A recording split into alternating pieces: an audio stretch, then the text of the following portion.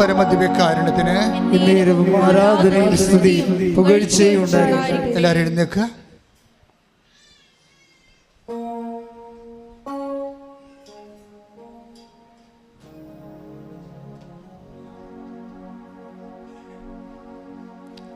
ഉടമ്പടി ഒരു സമീപനമാണ്. എല്ലാ വിഷയങ്ങളിലും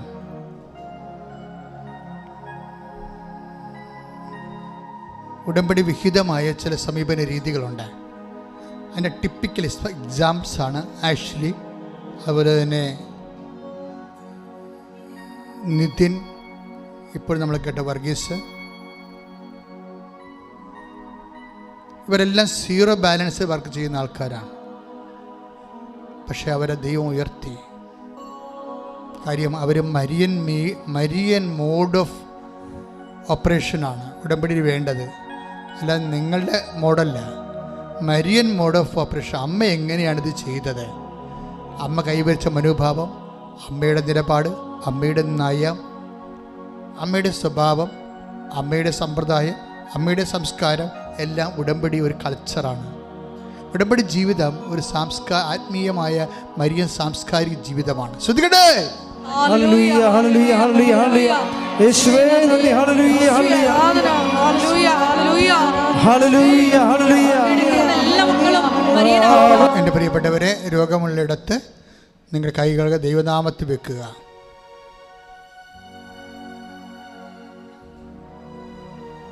രോഗമുള്ളിടത്തെല്ലാം നിങ്ങളുടെ കൈകൾ ദൈവനാമത്തിൽ വെക്കുക. കുറേ രോഗമുള്ളവരെ കൈകളെ പിണച്ച് സർവാംഗം ബോഡി ദൈവത്തിന് ഏൽപ്പിച്ചുകൊണ്ട് കൈ പിണച്ച് നെഞ്ചത്ത് വെച്ച് പ്രാർത്ഥിക്കുക. അച്ഛൻ പ്രാർത്ഥിക്കുമ്പോൾ വിശ്വാസപ്രമാണമോ സ്തുതിപ്പോ ചെയ്യാവുന്നതാണ്. അച്ഛൻ പ്രാർത്ഥിച്ചുകൊണ്ടേയിരിക്കും. അപ്പോഴെല്ലാം ഭാഷാപരത്തിൽ പ്രാർത്ഥിച്ചുകൊണ്ടേയിരിക്കണം. കർത്താവേ, നിൻ്റെ വിശുദ്ധ പൗരോഹിത്യത്തെ ശ്രദ്ധിക്കട്ടെ. കർത്താവേ, നിൻ്റെ വിശുദ്ധ പൗരോഹിത്യത്തെ മഹത്വപ്പെടുത്തണമേ എന്ന് പ്രാർത്ഥിക്കുന്ന കർത്താവേ, സഭയിലുള്ള സാന്നിധ്യം പ്രകടമാക്കണമെന്ന് പ്രാർത്ഥിക്കുന്ന, ഇപ്പോഴിവിടെ പ്രാർത്ഥിക്കുന്നവരും തീർത്ഥാടനത്തിൽ പ്രാർത്ഥിക്കുന്നവരും ഓൺലൈനായ വിവിധ ഭൂഖണ്ഡങ്ങളിലും രാജ്യങ്ങളിലും സംസ്ഥാനങ്ങളിലും ജില്ലകളിലും പ്രാർത്ഥിക്കുന്നവരും കർത്താവേ, അങ്ങയുടെ തിരുമുറുവാർന്ന വലതുകരം, ആണിപ്പഴുതാർന്ന അത്ഭുതകരം അവരുടെ ശിരസിൽ വെക്കണം പ്രാർത്ഥിക്കുന്നു. ശിരസ് വേദനയുള്ളവരെ ഈശോ നാമത്തിൽ ഞാൻ കൽപ്പിക്കുന്നു, ആ രോഗം വിട്ടുമാറട്ടെ. തൊണ്ടവേദനയുള്ളവർ, ടോൺസിൽ രോഗികൾ, തൈറോയ്ഡ് രോഗികൾ, സ്പോണ്ടിലോസിസ് അസുഖമുള്ളവരെ, 36 കൊല്ലത്തെ പൗരോഹിത്യത്തിൻ്റെ ശുശ്രൂഷ ബലത്തിൽ പ്രാർത്ഥിക്കുന്ന ആ രോഗം നിങ്ങളെ വിട്ടുമാറട്ടെ. ശ്വാസകോശ രോഗികളെ, കൈകാലുകൾ പൊങ്ങാത്തവരെ കർത്താവിൻ്റെ നാമത്തിൽ പ്രാർത്ഥിക്കുന്ന ഹൃദയ രോഗികളെ, ശ്വാസകോശ രോഗികളെ, കിഡ്നി രോഗികളെ,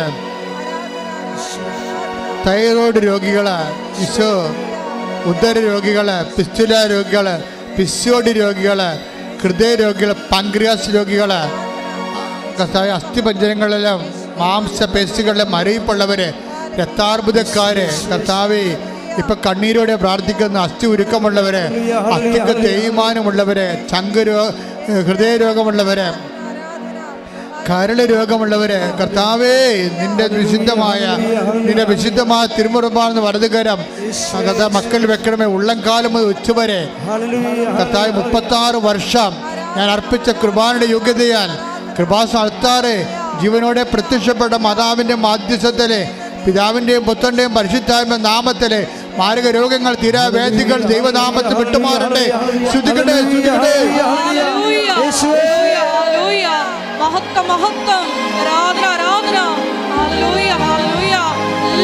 പരിശുദ്ധ പരമദിവ്യകാരുണ്യത്തിന് ആരാധനയും സ്തുതിയും പുകഴ്ചയും ഉണ്ടായിരിക്കട്ടെ. എൻ്റെ മക്കളെ, ഇത് കൃപാസനമാണ്. നിങ്ങളെ ദൈവമാണ് കൊണ്ടുവന്നത്. നിങ്ങളുടെ കണ്ണീരിൻ്റെ കാലത്ത് അമ്മ മാതാവ് നിങ്ങളുടെ കൈ പിടിച്ച് കൂട്ടിക്കൊണ്ടുവന്നാണെന്നുള്ള ബോധ്യം ഉണ്ടായാൽ മാത്രം മതി. കാര്യം നമ്മുടെ മുമ്പിലുള്ള ആസ്തി ഭദ്രത എന്ന് പറയുന്നത് 10,000-കണക്കിന് അനുഭവങ്ങളാണ്, 10,000-കണക്കിന് സാക്ഷ്യങ്ങളാണ്. അത് തന്നെ നാളെ നിനക്കും സാക്ഷ്യം പറയാനൊരു വേദി ദൈവം ഒരുക്കിയിട്ടുണ്ട്. ഓർക്കുക, കൈ ഇടിച്ച് കർത്താവിനെ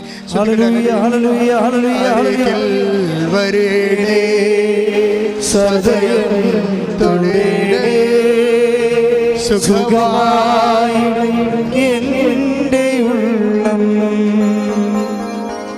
കൈ നെഞ്ചത്ത് വെച്ചുകൊണ്ട് ജോലിയില്ലാത്തവർക്ക് വേണ്ടി പ്രാർത്ഥിക്കുന്ന സമയമാണ്.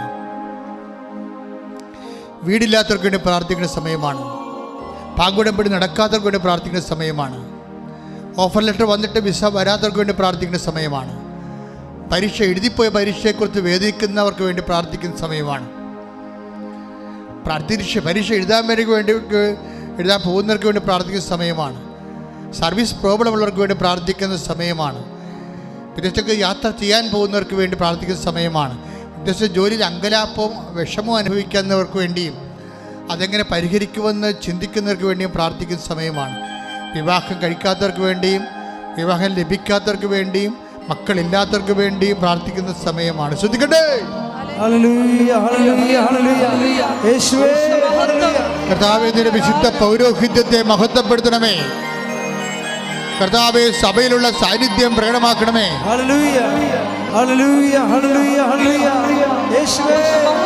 കർത്താവേ, ഇതിന് ഉന്നതമായ നാമത്തിന് സ്വന്തം ചെയ്യുന്ന കർത്താവേ, നിന്റെ വിശുദ്ധ പൗരോഹിത്യത്തെ മഹത്വപ്പെടുത്തണമേ. സഭയിലുള്ള സാന്നിധ്യം പ്രകടമാക്കണമേ. 36 വർഷം അർപ്പിച്ച കൃപായുടെ യോഗ്യതയാൽ കൃപാസമർത്താറെ ജീവനോടെ പ്രത്യക്ഷപ്പെട്ട പരിശുദ്ധ അമ്മയുടെ മാധ്യസ്ഥത്താൽ ജീവിത ദുരിതങ്ങൾ, ജീവിത തകർച്ചകൾ യേശുനാമത്തിൽ ഈ നിമിഷം അറുതി വരട്ടെ. എല്ലാവിധ വേദനകളും നമ്മുടെ ദുഃഖങ്ങളാണ് അവൻ ചുമന്നത്, നമ്മുടെ ഭാരങ്ങളാണ് അവൻ ചുമന്നത്. നമ്മുടെ ദുഃഖങ്ങൾക്ക് വേണ്ടി അവന് ഫലമേൽപ്പിക്കപ്പെട്ടു. നമ്മുടെ പാപങ്ങളെ ഓർത്ത് അവൻ മുറിവേൽപ്പിക്കപ്പെട്ടു.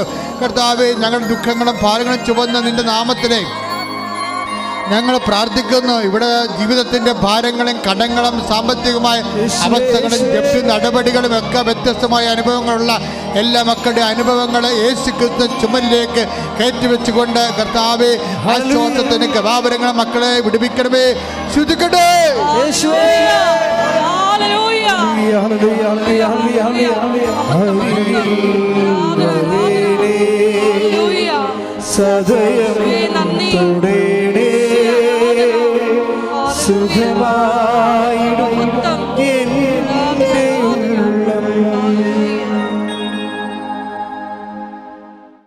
എന്തെങ്കിലും വിഷയം മറന്നു പോയിട്ടുണ്ടെങ്കിൽ ഇപ്പോഴും മൗനമായി പ്രാർത്ഥിക്കേണ്ടതാണ്. സമാപനാശീർവാദത്തിൻ്റെ സമയമാണ്.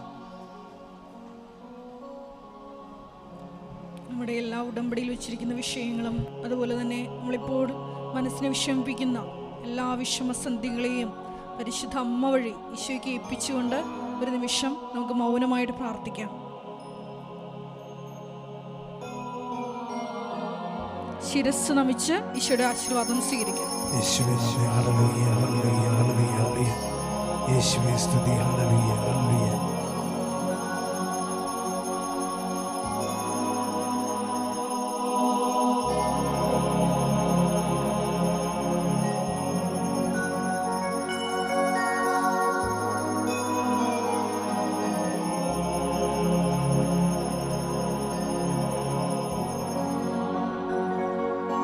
പരിശുദ്ധ പരമമാ ദിവ്യകാരുണ്യമേ, എന്നുമെന്നും അങ്ങേയ്ക്കാരാധന. പരിശുദ്ധ പരമമാ ദിവ്യകാരുണ്യമേ, എന്നുമെന്നും അങ്ങേയ്ക്കാരാധന. പരിശുദ്ധ പരമമാ ദിവ്യകാരുണ്യമേ,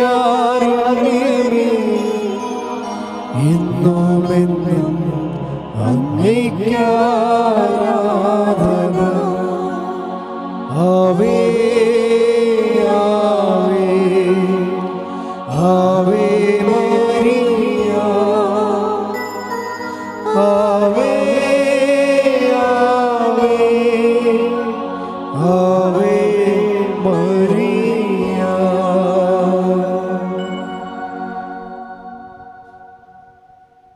അറിയിപ്പുകൾ.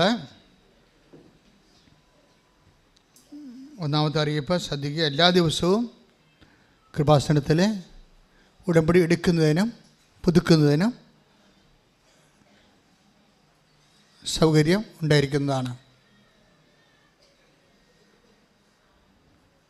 രണ്ടാമത്തെ അറിയിപ്പ്,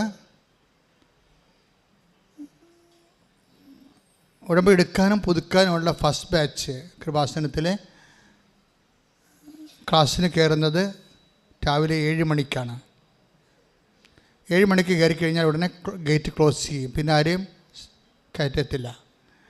അവർ സെക്കൻഡ് ബാച്ച് നിൽക്കുന്നവരെ 10:30 മണിക്കാണ് സെക്കൻഡ് ബാച്ച് ഉടമ്പടി എടുക്കാനും പുതുക്കാനുള്ളവരെ. തേർഡ് ബാച്ച് 2 തൊട്ട് 2:30. 2:30 വന്ന 2:30 ഗേറ്റ് ക്ലോസ് ആകും. പിന്നെ നിങ്ങളുടെ 2:45 വന്നിട്ടും 2:35 വന്നിട്ടും കാര്യമില്ല. നാളെ വരാൻ പറയും. കാര്യം ക്ലാസ് പൂർണ്ണമായിട്ട് കൂടാതെ ഉടമ്പടി ചെയ്തിട്ടും കാര്യമില്ല. പല ആൾക്കാർ ഇങ്ങനെ ഒത്തിരി പ്രാവശ്യം വരുന്നതിൻ്റെ കാരണം കൃത്യമായിട്ട് ഉടമ്പടി മനസ്സിലാക്കാതെ ഉടമ്പടി ചെയ്തിട്ടാണ്. അല്ലെങ്കിൽ നേരത്തെ സാക്ഷ്യം പറഞ്ഞ് നിങ്ങൾക്ക് അവസാനിപ്പിച്ച് പോകാൻ പറ്റുമായിരിക്കും. അപ്പോൾ അതുകൊണ്ട് ദയവായിട്ട് ഈ കാര്യങ്ങൾ ശ്രദ്ധിക്കണം. മൂന്നാമത്തെ കാര്യം എനിക്ക് പറയാനുള്ളത്, ഈ രോഗികളൊക്കെ ഞാൻ ആൾക്കാരെ കാണുന്നത് 10:30 മണിക്കാണ്. അപ്പോൾ നേരത്തെ ഉടമ്പടിക്ക് എടുത്ത് പുതുക്കി അല്ലെങ്കിൽ ഉടമ്പടി എടുത്ത് ആ രേഖകളൊക്കെ കാണിച്ച് ചീട്ടൊക്കെ വാങ്ങിച്ച് നിൽക്കുന്നവർ 10:30 തൊട്ട് ആദ്യം രോഗികളെ കാണും. അവർ ഡാലിയ യെല്ലോ ചീട്ടാണ് കൊടുക്കണത്. സെക്കൻഡ് സെഷനിലെ പരീക്ഷക്കാർ കാണാം. പ്രൊഫഷണൽ പരീക്ഷ 10ാം ക്ലാസ്സുകാരൊന്നുമല്ല, പ്രൊഫഷണൽ പരീക്ഷയുള്ളവരെ കാണാം. അവർക്ക് ഓറഞ്ച് ചീട്ടാണ് കൊടുക്കുന്നത്. മൂന്നാമത്തെ സെഷനിൽ ജപ്തി നടപടിക്കാരെ കാണാം. 4ാമത്തെ സെഷനിൽ ബ്ലെസ്സിങ്സും ആവശ്യമുള്ളവരെ മാത്രം കാണാം. അവർ യാത്ര ചെയ്ത് പോകുന്നത് കൊണ്ട് ബ്ലെസ്സിങ്സ് ആവശ്യമായിട്ട് വന്നു വരുന്ന ആൾക്കാരുണ്ട്. 5ാമത്തെ സെഷനിൽ ജീവിതത്തിൻ്റെ വ്യത്യസ്തങ്ങളായ മേഖലകളിൽ പ്രയാസം അനുഭവിക്കുന്നവരെ കാണാം. വീട്, ജോലി, വിവാഹം, സർവീസ് പ്രോബ്ലംസ്, അങ്ങനെ എല്ലാ പ്രശ്നങ്ങളും.